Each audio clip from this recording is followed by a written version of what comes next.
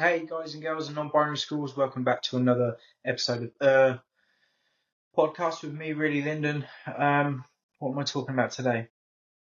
Talking about offending people and offences. So I've done bits online in the past, lots of stuff in different platforms, in different ways, in different mediums. And I guess there have been times in the past where I've said things that have offended people. So I just want to talk about that today. I want to talk about why we get offended, or why some people get offended and some don't. And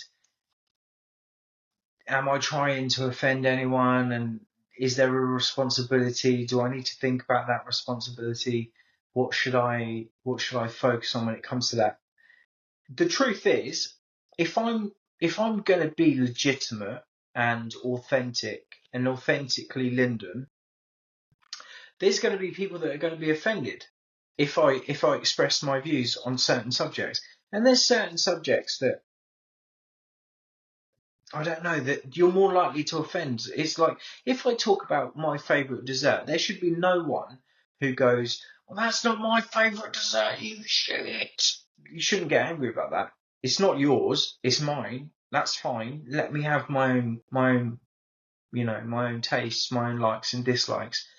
But when it comes to like social issues or like identity politics or politics in general, religion, just for some reason, people then think, "Oh, you've offended me because you said that thing," and it's like, unless I'm physically going out of my way to hurt someone, or I have the ability to hurt someone, whether with my words or with violence or suppressing someone or oppressing someone, you should look at it, no matter what I say or what anyone says, is a preference or preferential. So like for example, how I might feel about a political issue is how I feel about a dessert that I like or my favourite drink. Unless I'm able to actually affect other people's lives, it's just an opinion. So I don't know why people get so offended. It's strange to me that people get offended. I think sometimes for me, this isn't a new thing as well. I do think there's a difference nowadays with social media because people are invested in social media and they're invested in their own ideologies, and even more so they're invested in their own identity. And obviously within that you've got stuff like religion, your general beliefs, your sort of your ego is very attached to that, and your personal identity is like the bedrock of who you are, or it's the foundation of who you are. And so if you put religion and political stuff and ideologies in that bedrock, when someone says, "I don't agree with what you agree with," you're like, "Oh no! Oh, he's shaking my foundation." I don't know why they've got weird voices, but it shakes your foundations. And then suddenly you want to fucking get rude with people, or you want to threaten violence, or you want to like get them off of social media platforms, or will take away their ability to earn money. And it's like, it's just fucking words. And it's just thoughts. And it's like, if you're a Trump supporter or not a Trump supporter, from either end of that spectrum, you shouldn't look at the other person and go, that person's a bad person because they like Trump, and that person is a bad person because they don't like Trump. That's ridiculous. It's liking or not liking an individual doesn't make you a good or a bad person. Even if you can look at Trump and say, well, his policies are against what I believe, that also doesn't make you a bad person. That just means you have different beliefs. Now, if you're going out and you're attacking people physically, or you're making a beeline for a certain part of the population, and you're just trying to upset them and make them feel less than, then yeah, that's a shitty thing to do. But actually, if you just hold a political view or political idea, it's just that. It's an idea. It's a thought. If anything, for a lot of us, it's transient. Over time, my views about life and society fucking change. sometimes with the wind as well, especially when you're younger, or from going from adolescence to adulthood. How you see the world around you changes drastically. But yeah, I don't know. It's fucking strange that we do this, and I think because we get married to ideas, and we get married to like ideologies and political stances and religious, like how we see God, whether God exists or the Big Bang is the way, or all of these other things. And that's fine, have those thoughts and beliefs, but actually, when they become a part of your identity and a part of your makeup and your foundation, that's when it becomes a problem. Because then when someone attacks that idea, you feel like you're being attacked. They're not attacking you. They're not. It's like if I was to turn around, I'm getting high pitched and louder. If I was to turn around to a Christian and debate the existence of God, and they get angry, that makes very little sense to me, because unless I'm debating who you are as a Christian and your behaviour and whether you're a good person or a bad person, if I'm just saying, well, I don't believe this scripture is correct, or I don't believe that God exists, you as a Christian or any other religion should probably think to yourself, well, God is probably big enough and ugly enough to take care of this, him or herself, right? Like, God isn't going, protect me, Stephen. Lyndon's saying things about me again. And it's like, God doesn't need to be protected from me. And I'm not even saying that I disbelieve the existence of God. I'm a hopeful agnostic. I pulled my collar there as if I was sweating. Oh my God. But yeah, that I'm just using it as an example. Or any ideology, whether it's religious or I don't know, political, or like identity or anything like that. These issues shouldn't need to be defended by you.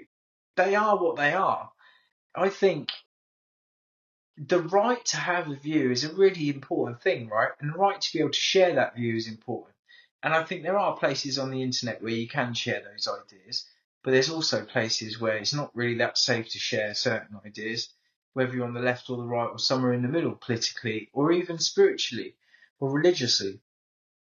I will say this though, and I've said this a million times before online, I'll say it again just in case it's ever brought up in court. I'm not intending to offend anyone. It's not my intention to offend you. If I turn around and say, well, do you know what? I think veganism is a ridiculous concept. That shouldn't offend you. why would that offend you?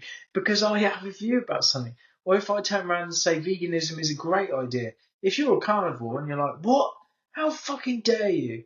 But it's funny, isn't it? It's like there seems to be certain things that really fucking rub people up the wrong way and really like piss in your pocket and make you want to kick off. Religion, identity politics, more so in the last fucking 5 to 10 years, more than I've ever experienced. And it's really funny as well when it comes to like politics and identity politics.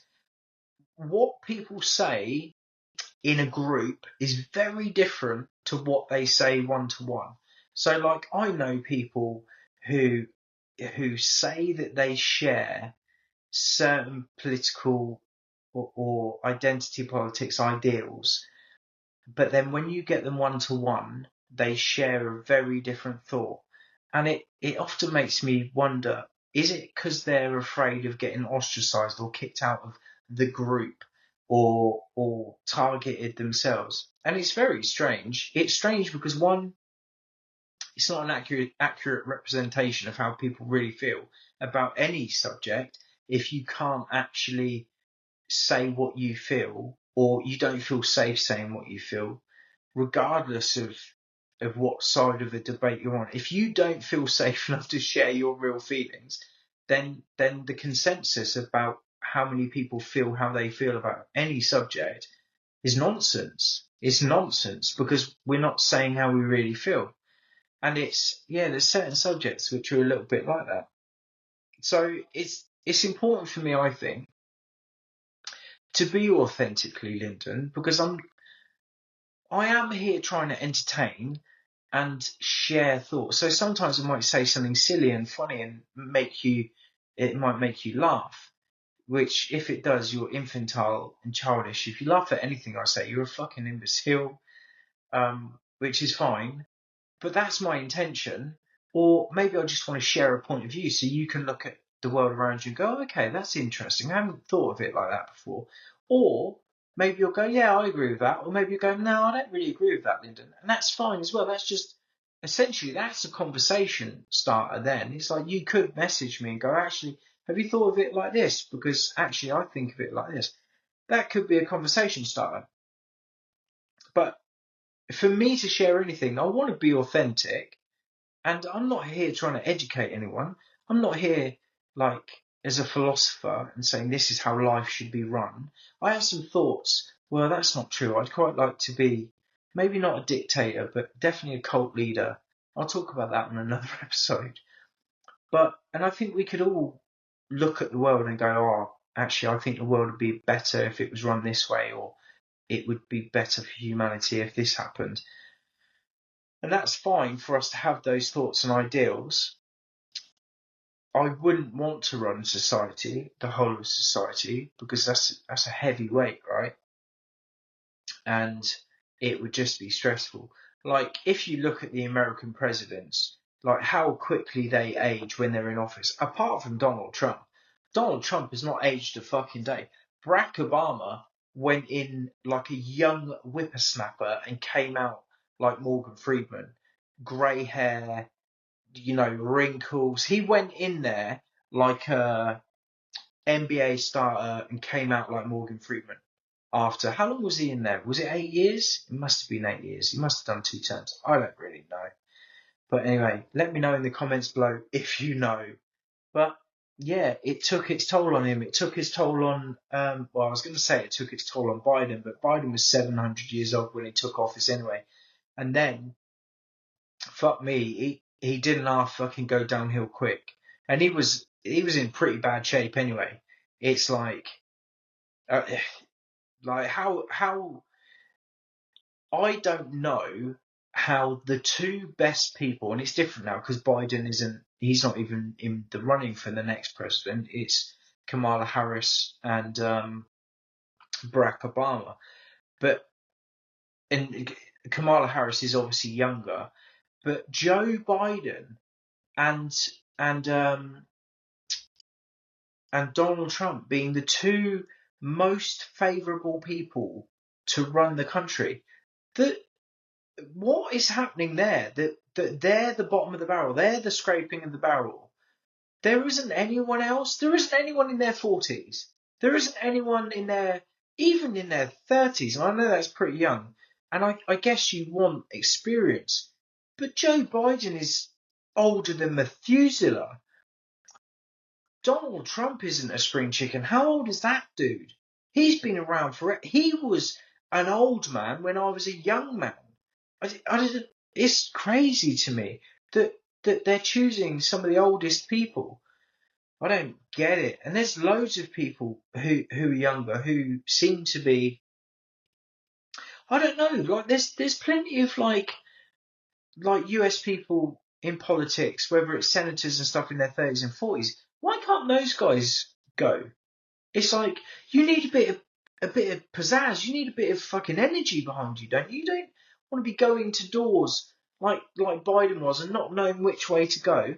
And even if we take political policies and right or left leaning out of it, if it was Biden or Trump and you're just betting on who's likely to not die, you'd vote Trump. Now, obviously, that's not why people vote. But if you want your president to last the 4 years, it would be Trump, right? Because Joe Biden looks like he could die if he had a loud fart, bless him. Touch wood if there is any wood about. I can't see any. But, and I hope that he's okay, but like cognitively, the dude is just gone. Just if that was a fry cook at something like McDonald's or Chick-fil-A or something like that, you'd be like, oh, you can't work here anymore, Joe. I'm really sorry. And I know you've worked for McDonald's or the political system for a long, long time, but we can't have you here anymore. It's dangerous. But we're not talking about someone who works at McDonald's cooking fries. We're talking about the President of the United States of America, the leader of the free world. Excuse me. Yeah, it's very odd. But anyway, so then we've got Kamala Harris, who I don't know, just another nonsense. Just I got nothing nice to say about her. I don't really know her, do you know what I mean? And I guess anything I know about her is what I've seen other people say about her. But she just seems to be politics as a whole just seems to be like WWE wrestling. It just seems to be fake. And I don't trust it. I don't trust any of them. I'm not sure we should be in giant colonies in the way that we live, like fucking ants. I think we should be in smaller tribes, separated from each other. That's what I want. I want to start my own little commune and my own little harem and stuff. But, I'm working at that. But, yeah, here's the other thing as well. I am going to offend people if I'm going to be honest about who I am and what I think about life. And that could be about anything. That could just be talking about what I think about ginger people or, what I think about identity politics or how I see the state of, I don't know, anything. But here's the strange thing as well. Almost anything can be offensive to certain people because certain people love to be offended. That's what they want to do. They wake up and they're like, and they rub the sleep out of their eye. And they're like, oh, I can't wait to be offended. Let me grab my phone and see what Twitter's saying. Oh, and it's like, fucking hell, that's your identity. You can't wait to be offended. It does make me think that in the West, we're so fucking lucky to have the lives that we lead, that we have the luxury of going online and being offended. It's like there's people in countries that have to get water and hunt and survive in war-torn countries and just get through today. And they haven't got time to go, what did Elon Musk say? Oh, shit bag. Yeah, that's a real fucking luxury. I'd love to have that luxury. Of just being able to be, well, here's the thing, I have that luxury, but I choose not to do it. I don't really want to be offended. I don't like being offended. It's not nice. So what do you know what I do? One, I don't actively go out and watch stuff which is going to offend me. If I think something's going to offend me, I just stay away from it. If there's something, and maybe because I don't connect myself politically or ideologically to certain things as well. Because I couldn't even tell you where I land politically. Like, I guess if I look at the political landscape and some of the talking points, there's some things on the left and some things on the right that I'm closer to. But I wouldn't say that there's more one way or the other. So I guess I might be, I'm not even sure I'd call myself centrist. I don't know what to call it. I'm just me. I think that can be a problem as well, is where we label and we put ourselves into these little boxes. Because then, when you're in this little box, the other people in the other boxes are wrong, aren't they? And it's like they're the bad guys. That's fucking stupid. The idea that you would think that because someone else thinks a different thing, that they're an evil or a bad person is fucking idiotic. It's retarded. And that word in itself will cause some people to get offended. I don't mean it's developmentally challenged or disabled or anything like that. I just mean it's fucking stupid. But anyway, that word in itself will offend 1,000 people. Luckily, I don't have a large viewership, so no one's going to be offended. Right. I guess I had a question in my own mind. With the idea that we're living in a time where people get very offended very quickly, and some people love being offended, is there anything that I shouldn't talk about? I don't think so. unless there's a legal ramification for me, or I'm bound by law in this country or any other country that I might put a video out. No, I don't think there is. I think I should go by my own morals and ethics and sleep soundly at night knowing that I'm not choosing to offend anyone. I'm not going out of my way to offend people. And there are certain things that I will tread carefully, not because I don't want to be attacked. It's not really that. It's because I don't want to offend anyone. I don't want to.